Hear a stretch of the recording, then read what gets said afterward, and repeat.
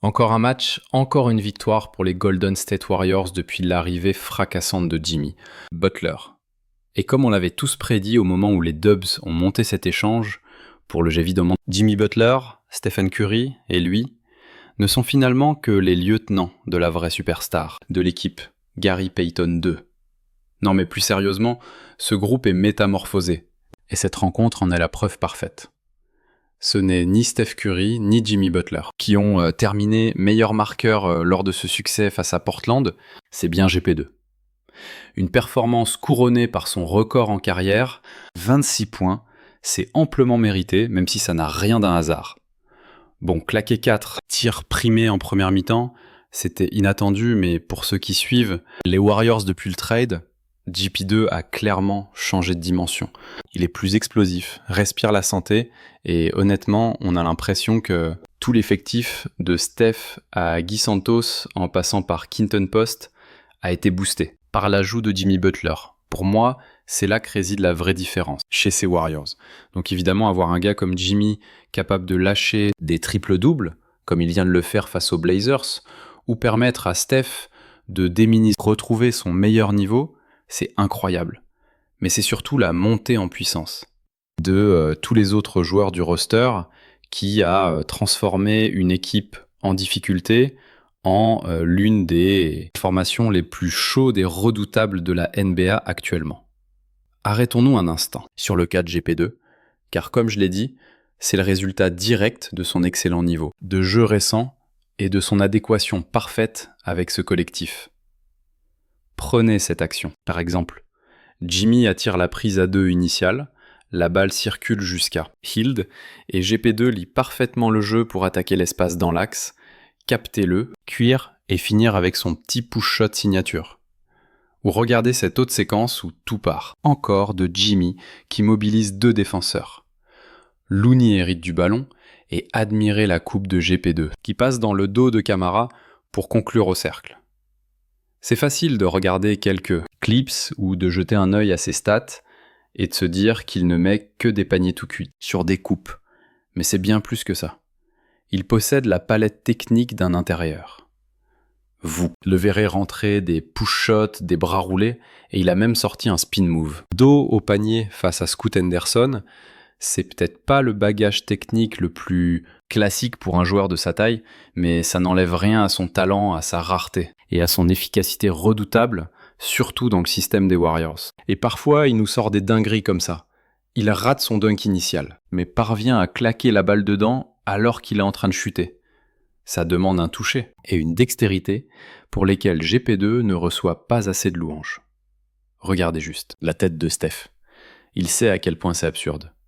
Sans oublier qu'au-delà de sa capacité à scorer en profitant de l'attraction défensive de Steph et Jimmy, il peut lui-même créer du jeu quand il se retrouve dans ces situations de 4 contre 3, lorsque Steph Curry mobilise 2 défenseurs, ou que Jimmy Butler attire la garde adverse. Il excelle dans ce registre. Il a des skills de meneur et on oublie trop souvent qu'il peut jouer ce rôle de mini Draymond et c'est vraiment capital. Car ces dernières semaines, on a vu Jimmy et Draymond développer une superbe alchimie, avec Draymond qui le trouve pour des alley-oops ou au poste bas. Cette connexion naissante entre deux signifie que Steph a besoin de quelqu'un, capable d'exploiter la gravité qu'il génère pour tirer profit de ce qu'il fait de mieux, attirer 2 ou 3 défenseurs en permanence. Et JP2 n'a peut-être pas, ce sera jamais Draymond, c'est clair, mais il apporte une palette technique unique qui transforme son duo avec Steph en véritable dynamite. Et au fond, c'est ça le secret, la bonne alchimie.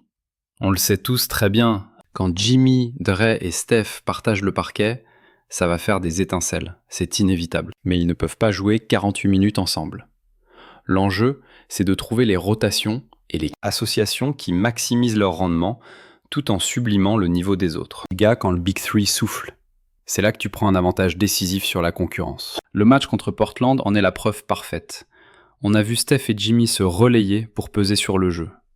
Avant, si Steph finissait avec 24 points et 3 passes, ça sentait souvent la défaite pour les Warriors. C'était trop juste. Mais quand t'as un Jimmy Butler qui te claque un triple-double à 15 points, qui implique tout le monde et soulage Steph de la création, tout à coup, n'a plus besoin que Curry plante 40 pions chaque soir pour espérer gagner, même si on a l'impression que c'est sa moyenne habituelle ces derniers temps. Voilà pourquoi on signe Jimmy Butler.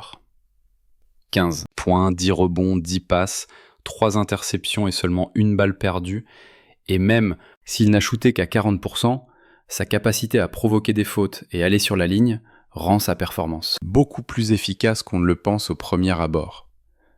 Regardez cette gravité qu'il génère. Sur cette séquence où il reçoit la balle dans le corner, il attaque la ligne de fond, regardez comment Walker essaie de le pousser vers la sortie. Mais GP2, très malin, se repositionne parfaitement et Jimmy le trouve les yeux fermés. Et évidemment, GP2 est automatique derrière l'arc. On connaît la chanson. Cette faculté qu'a Jimmy de fixer 2 défenseurs est incroyable. Son playmaking est sans doute l'aspect le plus sous-coté de son jeu. On parle souvent des Jason Tatum, des LeBron James, ou même de Luka Doncic, qui est meneur mais agit. Comme un ailier organisateur par moment, alors je dis pas que Jimmy est LeBron ou Luka, mais c'est l'un des meilleurs ailiers créateurs de toute la ligue. On parle d'un mec qui a sorti un triple-double à 40 points en finale NBA. On connaît son pédigré. Il n'a pas besoin de scorer 30 points par match pour changer le visage de l'équipe. Il n'avenait t'apporte cette gestion de meneur, ce profil de point forward qu'on a vu chez Draymond et qui s'épanouit tellement bien dans le système des Warriors. Et pour Moses Moody, c'est bien plus que du scoring. J'ai déjà mentionné sa défense sur l'homme, qui est devenue élite. Mais en parallèle, Moody s'est métamorphosé en un scoreur régulier. À 15 points de moyenne. On a l'impression qu'un match sur 2, il t'apporte ses 15 ou 20 points, et ce match n'a pas fait exception à la règle. C'est le fruit d'une agressivité retrouvée, d'un tir à 3 points de plus en plus fiable, et d'un Moody qui semble nager comme un poisson dans l'eau dans cette attaque. Quand tu combines son boulot défensif avec cette constance et cette agressivité offensive, le fait que les Warriors l'aient verrouillé pour 13 millions de dollars par an ressemble au braquage du siècle. Il est passé du statut de 8e ou 9e homme à titulaire indiscutable et pièce maîtresse d'une équipe qui vise le titre. Et quand tu vois l'apport de Buddy Hield, de Quinton Post qui rendent des tirs primés, et de GP2 bien sûr, c'est dingue de voir à quel point la profondeur de banc des Warriors est solide, même avec 2 stars absentes comme Brandin Podziemski et Jonathan Kuminga. Par le passé, ça aurait été un obstacle insurmontable. Mais soudainement, quant à Jimmy Butler et Steph Curry, ça crée un effet boule de neige monumental. Les role-players n'ont qu'à jouer leur rôle, sans en faire trop. Et je pense que Buddy Hield a parfaitement résumé la situation. L'idée, c'est de rester dans son registre, sans forcer ni en faire des caisses. Et pour le coup, je trouve que Buddy Hield a parfaitement résumé la situation. L'impact de Jimmy Butler sur cet effectif des Warriors est tout simplement monumental. Ça a totalement métamorphosé leur saison.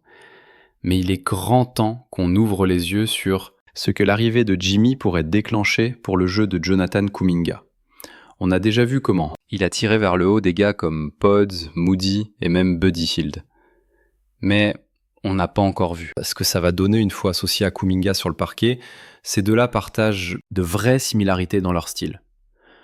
Ok, JK n'a peut-être pas encore le vice ou la malice de Jimmy, mais cette capacité à multiplier les feintes de tête, les hésitations pour agresser le cercle et aller gratter des points sur la ligne des lancers francs, sa patience grandissante, son jeu dos au panier, tout chez lui, tend de plus en plus vers le style signature de Jimmy Butler.